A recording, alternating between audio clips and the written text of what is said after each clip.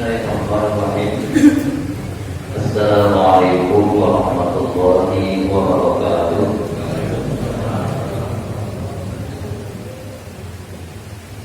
Alhamdulillah. Nahmaduhu wa nasta'inuhu wa nastaghfiruh wa na'udzu billahi min shururi anfusina wa min sayyi'ati a'malina. Man yahdihillahu fala mudilla lahu wa man yudlilhu fala hadiya lahu. Asyhadu an la ilaha illallah wahdahu la syarika lahu wa asyhadu anna Muhammadan abduhu wa rasuluh. Allahumma shalli ala Muhammad wa ala alihi wa ashabihi wa man tabi'ahum bi ihsan ila yaumil din. Wa ya ayyuhal mu'minun Allah inna Allaha yuhibbul muttaqin. Ya ayyuhalladzina amanu taqullaha haqqa tuqatih wa la tamutunna illa wa antum muslimun. Masyaallah ini rahmatullah. Allah Subhanahu wa taala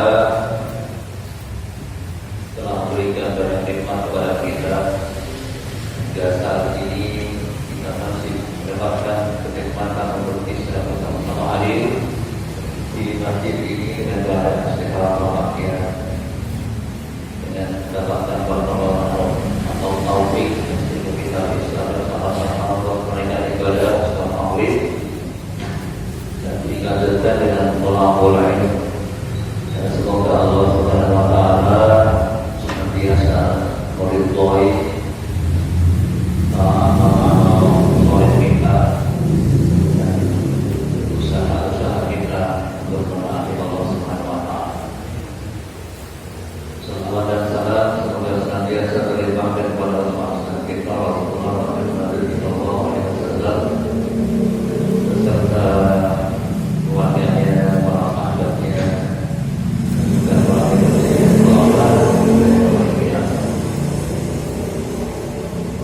Bapak Ibu dan hadirin yang dirahmati Allah, kita akan kembali bersama-sama belajar berkaitan dengan kaidah sholat, tata cara sholat, dengan harapan kita bisa mengamalkannya dengan sebaik-baiknya, bisa melaksanakan sholat dengan sebaik-baiknya, baik dari sisi syarat-syarat sahnya, hukum-hukumnya, sunnah-sunnahnya bisa kita laksanakan dengan baik. Kemudian tentunya yang tidak kalah penting adalah kekhusyuan dalam sholat kita. Dengan itu, kalau kita awali dari kita mempelajarinya bagaimana sholat yang dilakukan oleh Rasulullah SAW, juga para sahabat, para ulama, salafus saleh, sehingga Rasulullah bersabda dengan sabdanya, "Shallu kama ra'aitumuni usolli." Sholatlah kalian sebagaimana kau melihat aku sholat. Memang kita tidak bertemu dengan Rasul, tidak pernah melihat sholatnya Rasul, tetapi ada pewaris para Rasul. Jadi pewaris para Rasul, pewaris Nabi, ada para pewaris Nabi, pewaris Rasul, yakni para ulama orang Nabi, mereka yang menyampaikan kepada kita, memberikan panduan penjelasan kepada kita sehingga kita bisa meniru apa yang dilakukan oleh Rasulullah SAW. Kalau kita dulu Bapak Ibu, mari kita awali kajian kita dengan membacakan al-basmalah. Bismillahirrahmanirrahim.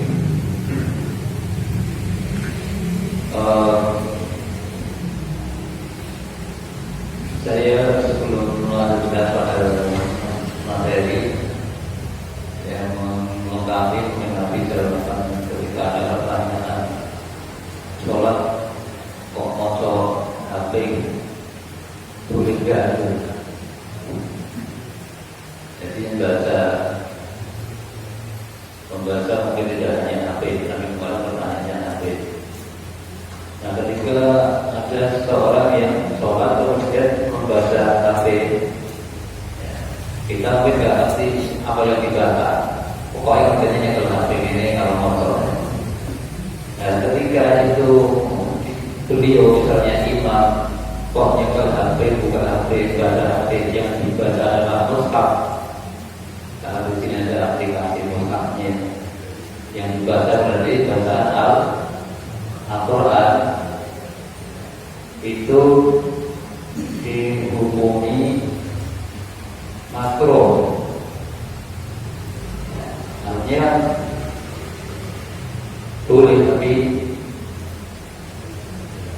apa itu hukumnya makruh karena bisa mengganggu kekhusyuan. Ada yang mengatakan boleh asal tidak mengganggu kekhusyuan. Ini juga berkaitan dengan membaca mushaf, tidak sampai tapi mushaf langsung.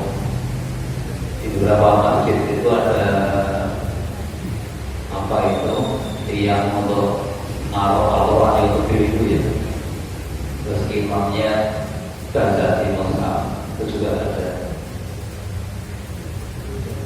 Yang seperti itu dihukumi boleh, tapi kemudian ada yang memakruhkannya karena dikhawatirkan akan mengganggu kekhusyuan.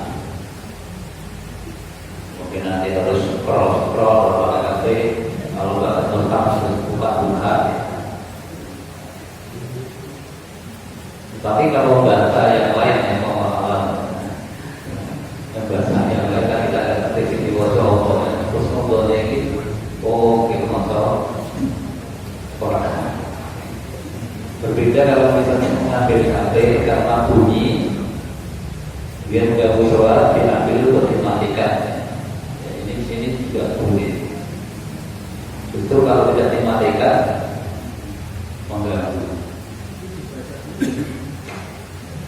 Dibaca dulu itu diambil, dibaca, kalau dimatikan itu maksudnya ada lagi.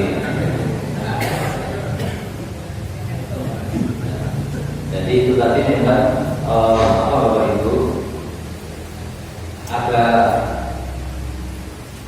kata-kata asal tidak mengganggu kekhusyuan. Ya, soalnya kita yang tidak tahunya mungkin kalau bosok Joko atau bukan bahasa boleh ini singgung materi lebih, jadi kan gitu ya. Mati dalam dua itu. Kan begitu ya.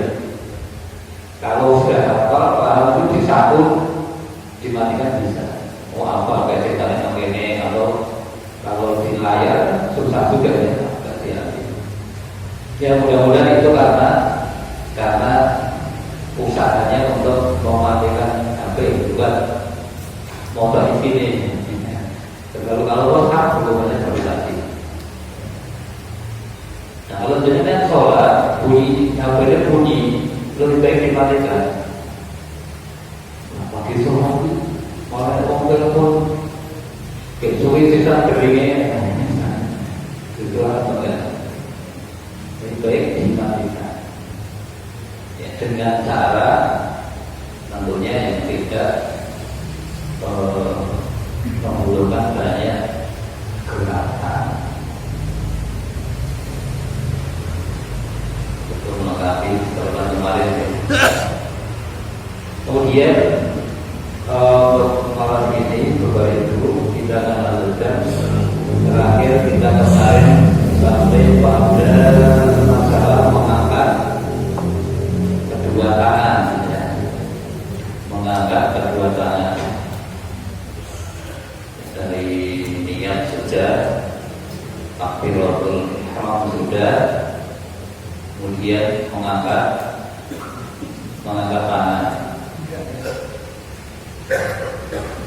Masih ingat ya Secara angka kedua tangan, ya, kalau dari sisi ketinggiannya hanya ada dua standar, bisa setinggi nol baru atau ringan. Orang dua dan menghadapnya ke depan, ya, diusahakan dihadapkan ke depan, bukan ke atas atau ke bawah. Kalau sipil begini ada yang gini, ada yang gini sampai ke belakang. Karena memang ada ini Bapak Ibu yang memang kadang semacam filosofi barangkali perlu dipelajari. Karena untuk soal apa ini, ketika kita mengangkat kedua tangan mengucap takbir, kita tangan kita menghadap ke depan. Ini ada yang menyampaikan filosofi ini. Jadi kita ini meniatkan atau bertekad hanya menghadap Allah SWT yang di hadapan kita, dan kita buang ke belakang sejauh-jauhnya urusan dunia. Tinggal kesekolah atau bulu. Dan yang kayaknya kalau belum atas nggak harus ke belakang. Dan nanti kita justru mikir yang belakangnya, bukan mikir yang di hadapan kita. Ya, karena kita adalah menghadap Allah Subhanahu wa Ta'ala. Jadi di depan, jadi tidak perlu ke belakang, tidak terlalu tinggi, serentak dengan telinga atau bahu kita. Cukup. Jadi kita cukup melakukan yang itu, mencukupkan dengan itu karena tadi yang dilakukan oleh Rasulullah seperti itu, para sahabat juga seperti itu. Kemudian ketika kita takbiratul ihram, mengangkat kedua tangan, gerakan berikutnya atau kayak sholat berikutnya apa? Takbir terus sedekah atau sedekah, ya. Sedekah. Nah, bersedekah ini hukumnya juga sunnah, ya, hukumnya sunnah. Jadi hukum orang sedekah itu boleh. Bahkan ada yang berpendapat bahwa ketika setelah takbir itu kembali kepada posisi semula. Semula yang mau kan tidak sedekah. Ada yang berpendapat begitu. Tapi yang dipraktekin yang gini itu sebelum bingung. Mungkin orang salah mau ajak ngomong itu orang ada berkata apa? Tidak takbir. Aku takbir jadi sunnahnya untuk bersedekah. Dan berkaitan masalah sedekah, bersedekah itu yang perlu diperhatikan yang pertama adalah bersedekah itu meletakkan tangan kanan di atas tangan kiri. Ini apa itu? Kadang-kadang pembahasan dengan bahasa Arab sama bahasa Jawa ini rada berbeda. Nek diartikan begini ngarepe mau dhuwure. Ya depan. Jadi kalau bahasa Arab meletakkan tidak dadanya di belakang sana, di sana dia akan atasnya. Jadi ini bukan bahasa belakang dan depan, tapi atas dan bawah. Nah, jadi ini yang berarti ya tangan kiri ini yang diletakkan di dada, tangan kanannya di atas. Bahasanya kita pakai bahasa yang dimaksud di atas orang mengaruh. Maksudnya dia mengaruh ke bawah di proses itu maksudnya di atas. Jadi Rasulullah Shallallahu Alaihi Wasallam sabda yang dikatakan oleh Imam Abu Dawud dan juga Imam Nasai Muslim dikatakan sanadnya sahih. Karena yang ma'lumna ala dhahri kahdihi al-yusra warusbi as-sa'id. Beliau meletakkan telapak kanan atau telapak tangan kanan di atas punggung sebelah tangan bawah tangan kiri.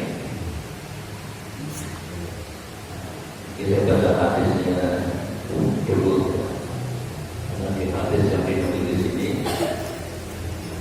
Kemudian yang juga dilakukan oleh Imam Nasai. Karena ahyana yang begitu yumna ala yusra. Tetapi beliau terkadang menggenggamkan jari-jari tangan kanannya pada tangan bawah kirinya. Ini masalah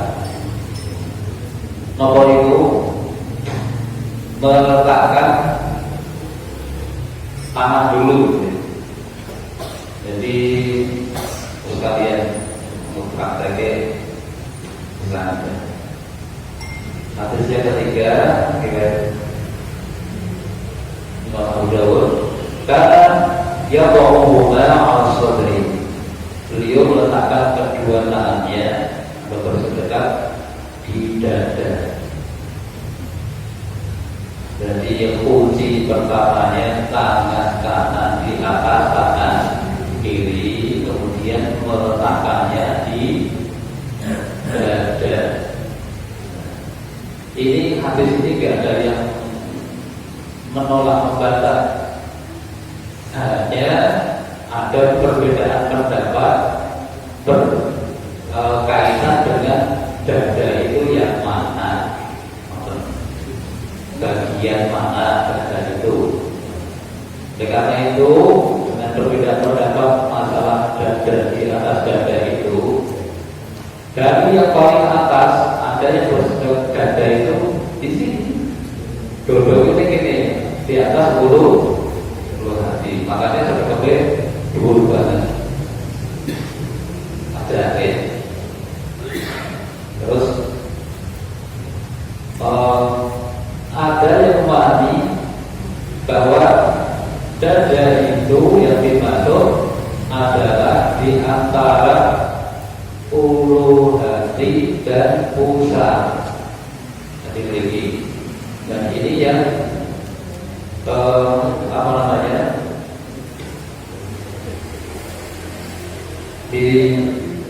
disampaikan oleh Imam Syafi'i. Jadi Imam Syafi'i yang memaknai bahwa dada tadi letaknya di tengah-tengah antara mengkon ini dodol atau pusat, karena disitulah yang dimaksud shoulder tempatnya hati.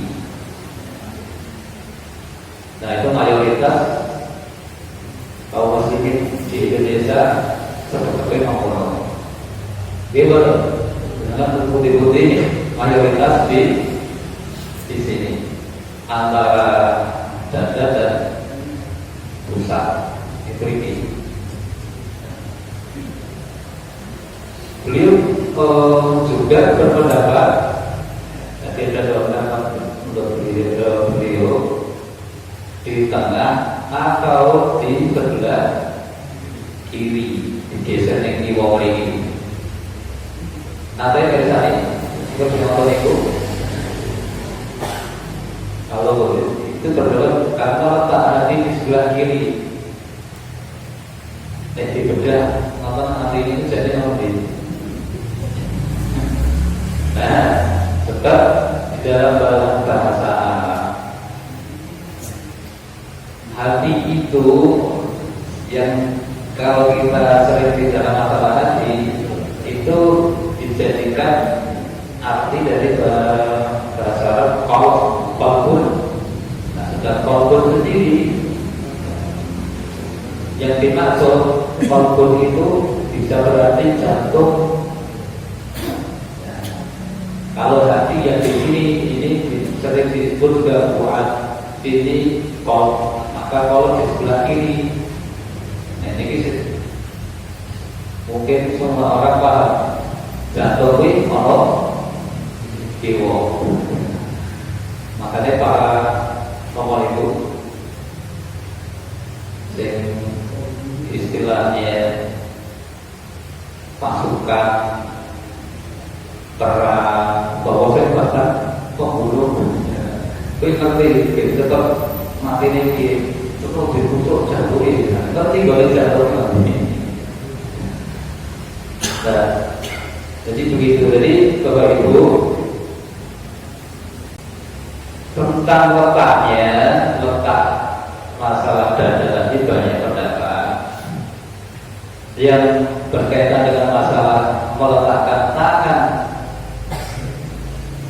kanan di atas tangan kiri. Setidaknya ada 3 pendapat. 1, telapak tangan kanan diletakkan di telapak tangan kiri. Jadi ini telapak bodoh-bodoh telapak.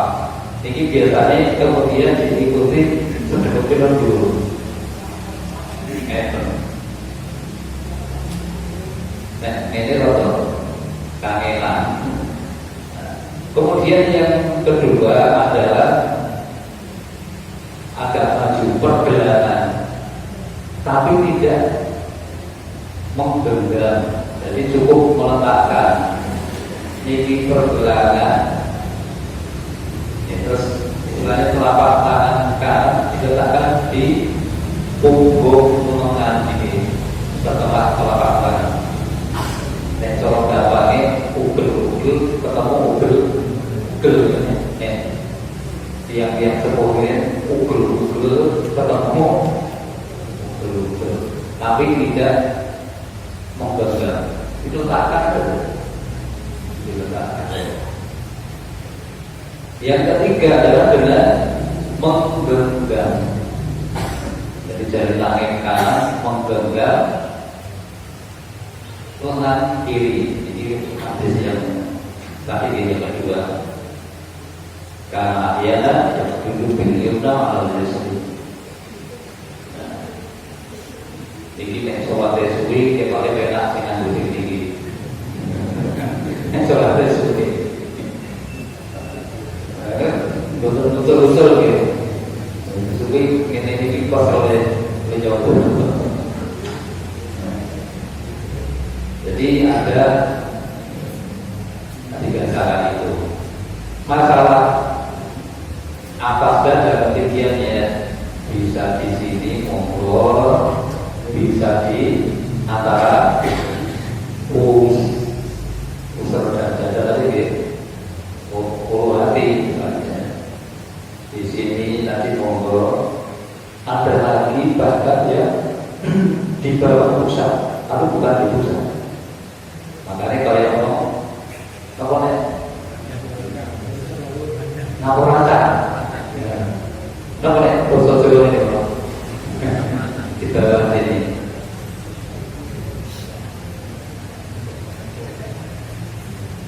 Nah, itu diantaranya Bapak Ibu masalah bersedekah.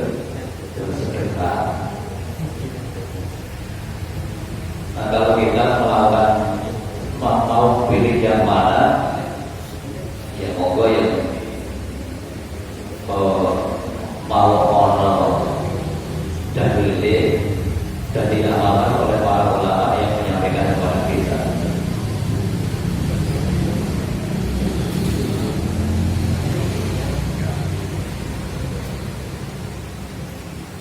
Kemudian Bapak Ibu,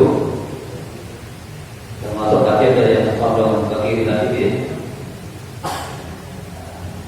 mau condong ke pelosok, sedikit.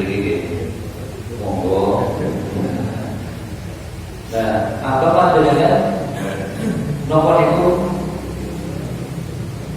mau bervariasi. Sholat sunat tetap untuk mati tawel suwe, misalnya mau dikeruk.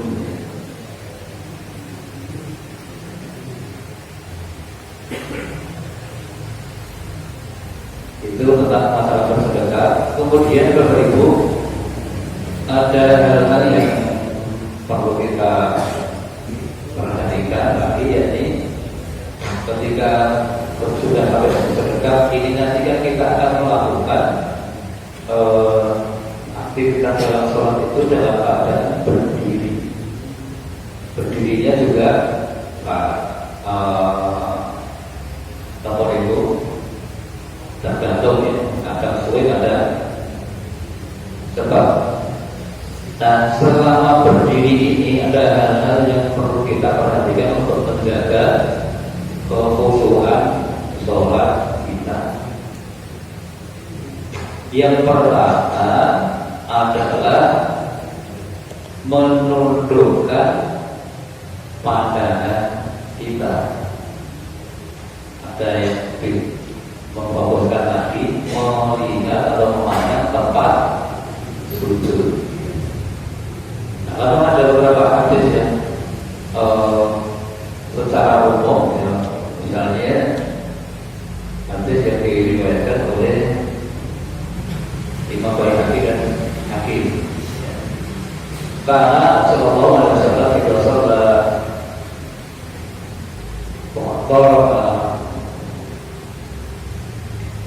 Idza sholat faqa'a ra'suhu wa rafa bi basarihi nahwal qam. Saat Nabi Sallallahu Alaihi Wasallam sholat, biasa menundukkan kepalanya dan mengarahkan pandangannya ke bumi. Jadi ke bumi berarti ke bawah, tidak ke atas, orang langit. Ya.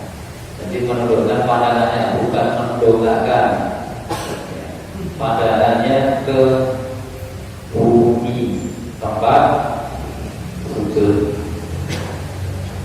Nah, ketika di sini masalah ke bumi ini ada yang menyampaikan maksudnya kulit ke bawah itu antara kaki sampai tempat sujud, tidak melebihi tempat sujud.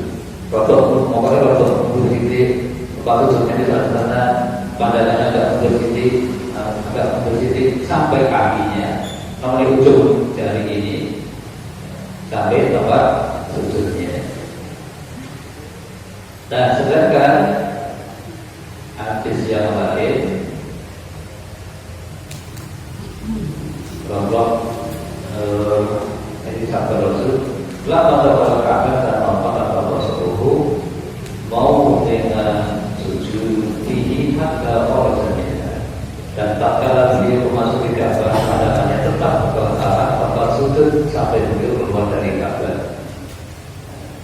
Ini maksudnya untuk menjaga kekhusyuan, maka pandangannya diarahkan ke tempat sujud.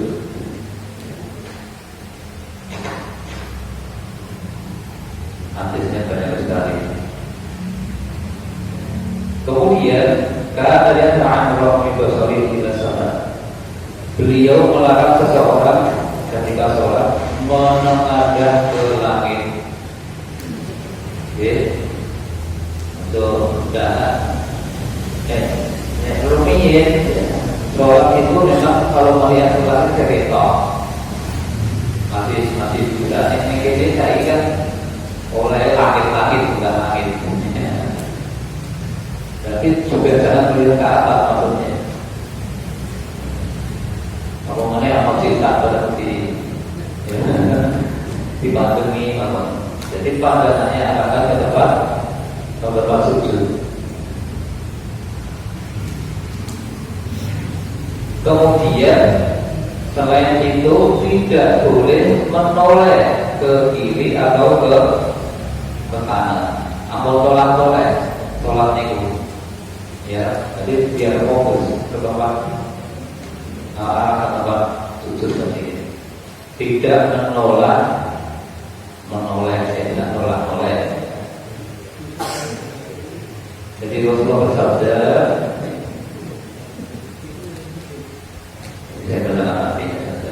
dan Allah menyuruh kalian mengerjakan sholat. Maka jika kalian mengerjakan sholat, janganlah kalian berpaling. Maksudnya noleh. Sebab Allah menghadapkan wajahnya ke wajah hambanya. Nah, begitu. Ketika sholat, hambanya sholat, kita menghadap Allah. Allah menghadapkan wajahnya kepada kita. Maka kita malah noleh. Nah, jadi ini sampai akhir. Jadi Allah menghadapkan wajahnya ke wajah hambanya selama dia tidak berpaling. Maka jangan berpaling kalau kita hadapkan wajah kita nanti fokus ke tempat sujud.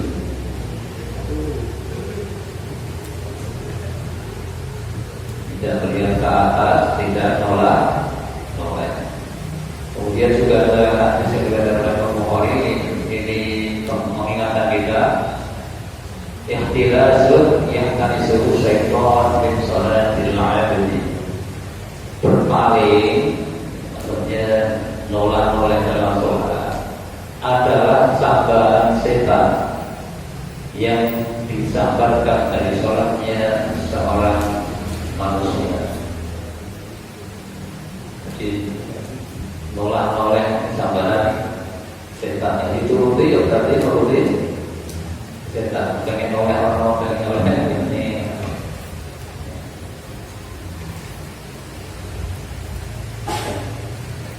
Nah, itu berkaitan dengan hal yang harus kita jaga ketika kita sholat, khususnya ketika kita berdiri nanti kan melewati banyak rukun. Tadi mulai dari takbiratul ihram, kemudian membaca Al-Fatihah, atau juga sunnahnya sholat baca ayat-ayat Al-Quran. Islam sendiri ini hendaklah kita fokuskan pandangan kita ke tempat sujud. Ada juga yang begini bertanya, kalau saya lihat tempat sujud itu malah gak khusyuk. Banyak yang dipikirkan. Soalnya kita, aku mulai khusyuk merem. Merem itu boleh kali makro. Dibolehkan merem kalau itu dengan merem itu dia lebih khusyuk sholatnya. Ini makro.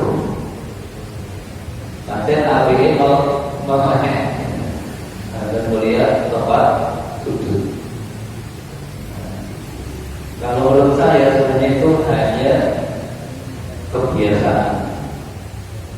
Biasanya melek kayak orang khusyuk. Yang biasanya melek kayak orang khusyuk. Sebab begini, orang yang biasa melihat tempat sujud begitu dia merem. Orang ini saya terlihat bentar banyak-banyak itu orang malah lebih banyak. Jadi banyak tambah akeh. Orang yang biasanya begitu mulai itu seolah-olah kapok dan mudah untuk keluar dari sholat pikirannya itu juga lebih banyak. Maka kalau kita berusaha untuk kita biasakan sebagaimana ya dilakukan oleh Rasulullah dan para sahabatnya. Jangan dia kalau banyak kalau gue khusyuk, tapi setelah janjinya habis ini, kok mana ya belum tempat sujud, orang kan pakai tempat sujud, berbalik tempat sujud. Awal-awalnya itu kurang nyaman, awal-awalnya nggak nyaman, pengeluh nyaman biasa orang. biasa melek dan yang orang berubah. Nah, begitu orang malah banyak yang muncul, banyak yang terlintas.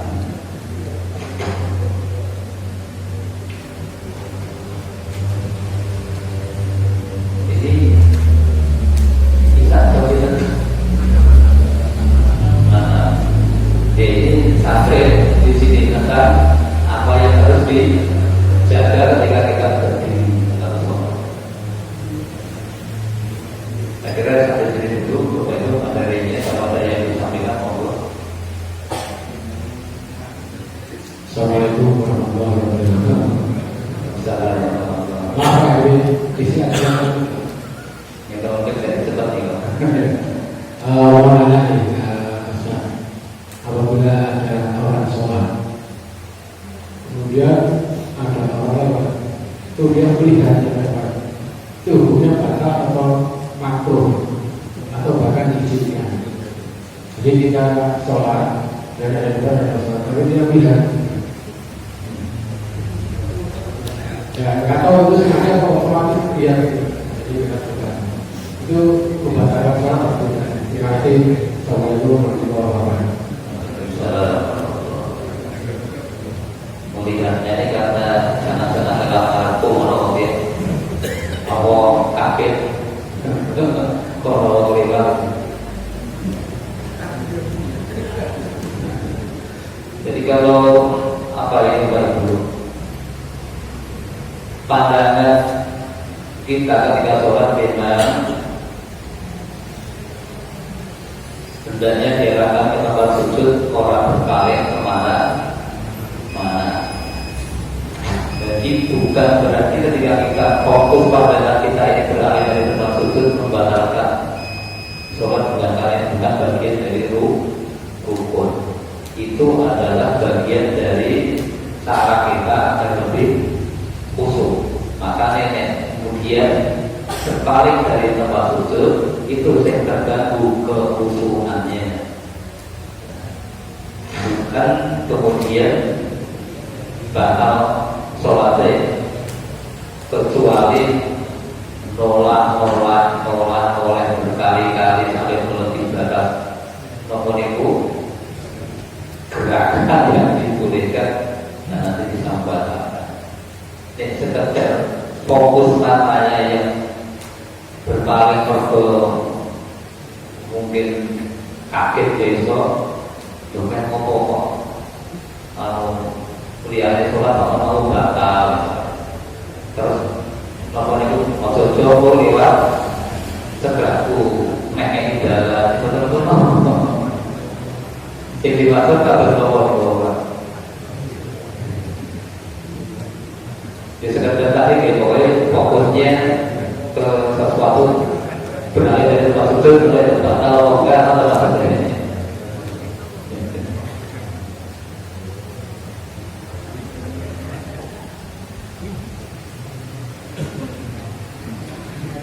Monggo. Yang tanya ya tentang letak sebapak tadi ya. Ini kan hadisnya yang disampaikan satu, jadi di atas semuanya mengacu kepada di atas dada gitu ya. Kemudian disebutkan ada dada atas. Kemudian kalau yang di bawah pusat itu masih pakai hadis itu atau ada keterangan lain?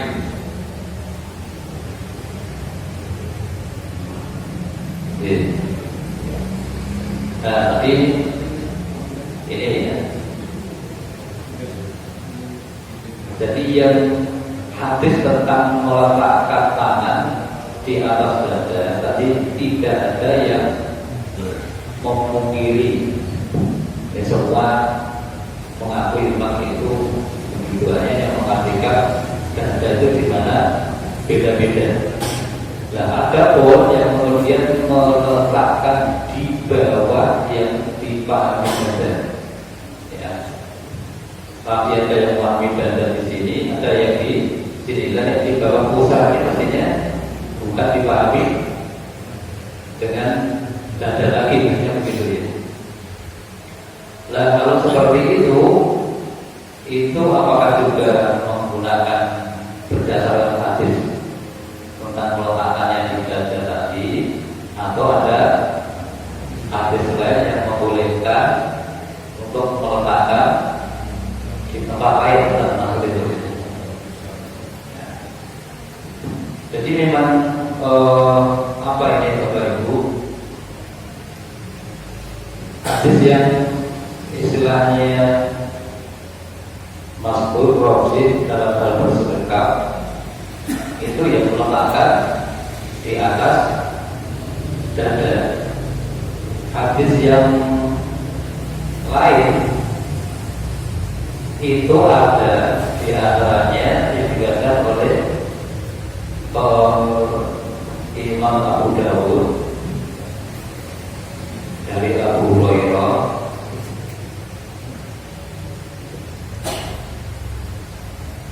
itu apa namanya,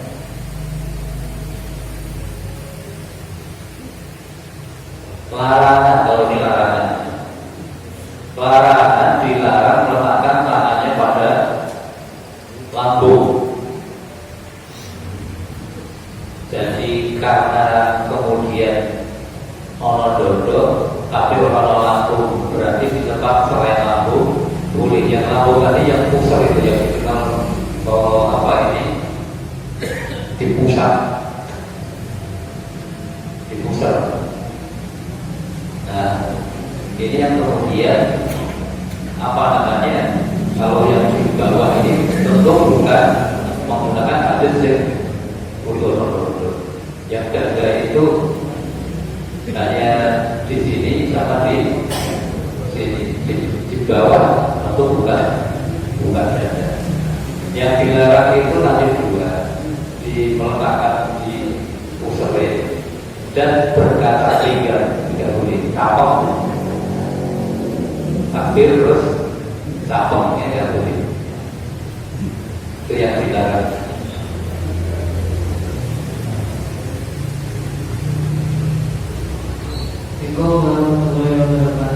Waalaikumsalam. Betul apa itu Pak? Betul saya ceritakan.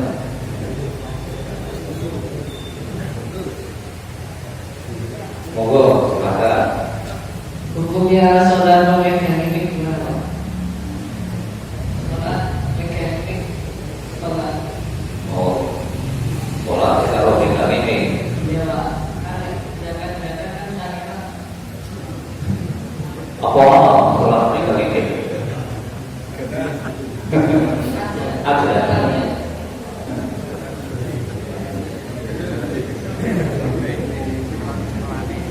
Iya. Mestinya nggak usah dipegang ya. Meskipun kita tahu megangi kalau sholat oleh orang selama tidak mengganggu khusyukan, kalau menyebabkan berat yang berlebihan, boleh tapi makruh makruh. Daripada melakukan satu makruh, selektif ya. Selektif kalau boleh kita kecuali darurat ya. Kalau sekarang kan banyak yang bisa membagi.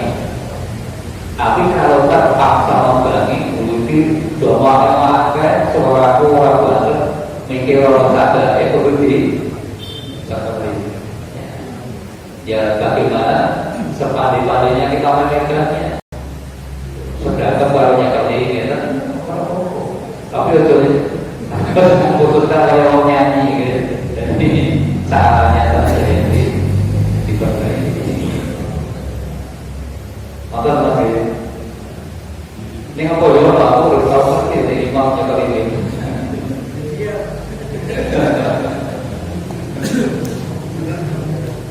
Ya nanti kalau ada aku ya boleh kecagar ini.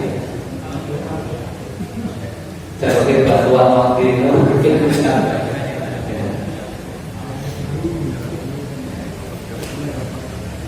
Nah, cekap ya.